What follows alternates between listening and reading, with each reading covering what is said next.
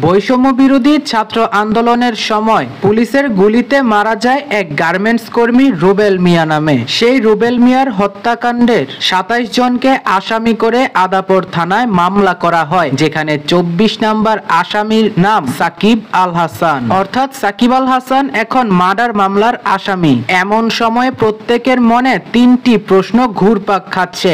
Number 1, Shakib কি এই মামলা থেকে মুক্তি পাবে? 2 নম্বর প্রশ্ন, সাকিবের ক্রিকেট ক্যারিয়ার কি শেষ? নাম্বার 3, সাকিবের ভবিষ্যৎ কি? তবে চলুন প্রতিটা বিষয় নিয়ে আলোচনা করে খোলাসা করে দেই। প্রথম প্রশ্নের উত্তর, সাকিব এই মামলা থেকে আদৌ মুক্তি পাবে অথবা মুক্তি পেলে কি তার সমাধান? এর উত্তরে 3টি পয়েন্ট নিয়ে কথা বলবো এবং শেষের দিকে এমন একটি পয়েন্ট নিয়ে কথা বলবো যেটা হয়তো আশার আলো নিভিয়ে দিতে যথেষ্ট। পয়েন্ট নাম্বার 1, যেহেতু এটি কোনো সাধারণ খুন কিংবা মার্ডার নয়, বৈষম্য বিরোধী ছাত্র আন্দোলনে পুলিশ গুলি চালিয়েছে, এছাড়াও ছাত্রলীগ অ্যাটাক করেছে, অর্থাৎ এটি একটি সম্পূর্ণ রাজনৈতিক বিষয়। যদি সাধারণ কোনো মার্ডার মামলা হতো তাহলে হয়তো যে কোনো মুহূর্তে বিষয়টি আদালতে উঠতো এবং শুনানি হতো, কিন্তু যেহেতু রাজনৈতিক ভিত্তিক সেহেতু এটা কবে আদালতে উঠবে আর কবে এর শুনানি হবে তা সম্পূর্ণই অনিশ্চিত। প্রথম পয়েন্টটা হচ্ছে, যদি সাকিব আল হাসান মুক্তি পেতে চায় তাহলে হয়তো বৈষম্য বিরোধী ছাত্র আন্দোলনে যারা শহীদ হয়েছে তাদের প্রধান আসামি করা হয়েছে বিগত সরকার সহ 7 জন আসামিকে, যেখানে শেখ হাসিনা, ওবায়দুল কাদের, সালমান এফ রহমান সহ বেশ কয়েকজনই রয়েছে। যদিও সালমান এফ রহমান ইতোমধ্যেই গ্রেফতার, কিন্তু লাপাত্তা শেখ হাসিনা ও ওবায়দুল কাদের। যদিও ছাত্র আন্দোলনের সময় সাকিব G20 খেলছিলেন, অর্থাৎ তিনি এই মার্ডার মামলায় কিভাবেই বা জড়িত থাকবেন। তবে যদি সাকিব মনে করে এই মামলাটা তার বিরুদ্ধে ইচ্ছে করে করা হয়েছে কিংবা তিনি নির্দোষ থাকা সত্ত্বেও মামলা করা হয়েছে তার নামে, তাহলে প্রথম পয়েন্ট অনুযায়ী ওবায়দুল কাদের, শেখ হাসিনাকে হাইকোর্টে উপস্থিত করতে হবে সাকিবকে। এরপর যদি সাকিব মুক্তি পায় এই মামলা থেকে, কেননা সবাই যদি উপস্থিত না হয় তাহলে মামলার শুনানিও হবে না, সাকিব নির্দোষ প্রমাণ হবে না। এখন প্রশ্ন হচ্ছে, এটা কি সম্ভব? শেখ হাসিনা ও ওবায়দুল কাদের সহ যারা প্রধান আসামি তাদেরকে কি দেশে আনা সম্ভব, আদালতে ওঠানো সম্ভব সাকিবের পক্ষে? কখনোই না। এবার পয়েন্ট নাম্বার 2, রুবেল হত্যায় যাদের নামে মামলা হয়েছে তাদের সবাইকে কোর্টে উপস্থিত করা লাগবে। অর্থাৎ সাকিব, ব্যারিস্টার সুমন, ফেরদৌস সহ যেই 27 জনের নামে মামলা করেছে রুবেলের পরিবার, তাদের যদি সাকিব একসাথে কোর্টে উপস্থিত করতে পারে তাহলে হয়তো একটা মামলার শুনানি আসতে পারে। অর্থাৎ সকল আসামি একসাথে হলে একটি বিচারের আওতায় আনা সম্ভব। সেখানে যদি সাকিব নিজেকে নির্দোষ প্রমাণ করতে পারে তাহলে সাকিব এই মামলা থেকে মুক্তি হয়ে ক্রিকেটে ফিরতে পারবে। পয়েন্ট নাম্বার 3, রুবেলের পরিবারের সাথে কথাবার্তা বলে মামলা তুলে নেওয়া।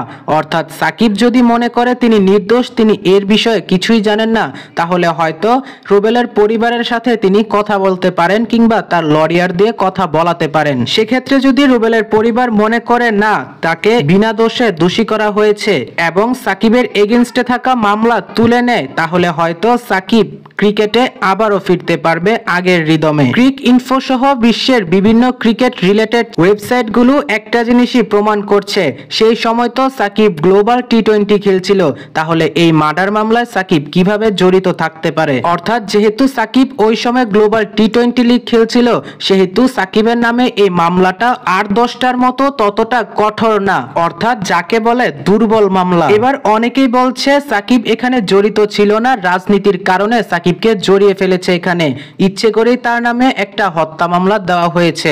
অনেকেই বলে তামিমের ফ্যানরা এই কাজ করেছে, কেননা তামিম ইকবালের সাথে সাকিব আল হাসান একটি দুর্নীতি করেছিল, অর্থাৎ 2023 বিশ্বকাপ থেকে তাকে বাদ দিয়ে দিয়েছিল। সেই প্রতিশোধটাই এই সুযোগে কাজে লাগাচ্ছে কিছু তামিম ভক্তরা। কিন্তু প্রশ্ন হচ্ছে কোনটা সঠিক? এবার সর্বশেষ 2টি প্রশ্নের উত্তর, সাকিবের ক্রিকেট ক্যারিয়ার কি শেষ?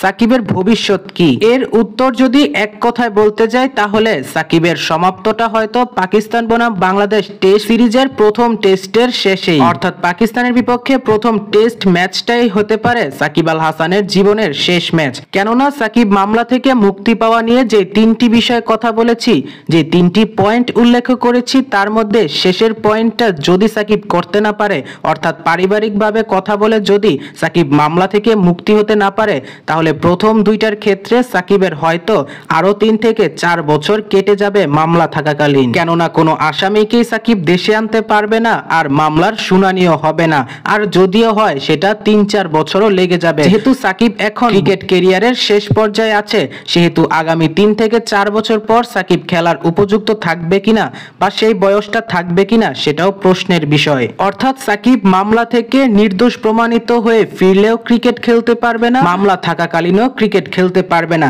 যদি তৃতীয় পয়েন্ট অর্থাৎ পারিবারিক কথা বলে মামলা তুলে নেওয়া না হয়। এবার শেষে বলেছিলাম একটি স্পেশাল পয়েন্ট নিয়ে কথা বলবো, যেটা আশার আলো নিভিয়ে দিতে যথেষ্ট। চলুন সেটা নিয়ে কথা বলি। ব্যক্তিগতভাবে সাকিব এর আগে অনেক কিছুই করেছে যেটা এতদিন আত্মগোপনে ছিল, প্রকাশ পেলেও সেটা সাকিব জরিমানার মাধ্যমে ধামাচাপা দিয়ে ফেলেছে। যেমন জুয়ার কেলেঙ্কারিতে জড়িত, অবৈধ স্বর্ণের ব্যবসা, কিংবা নিজের বাবার নাম পরিবর্তিত করে 2 নম্বরই করা।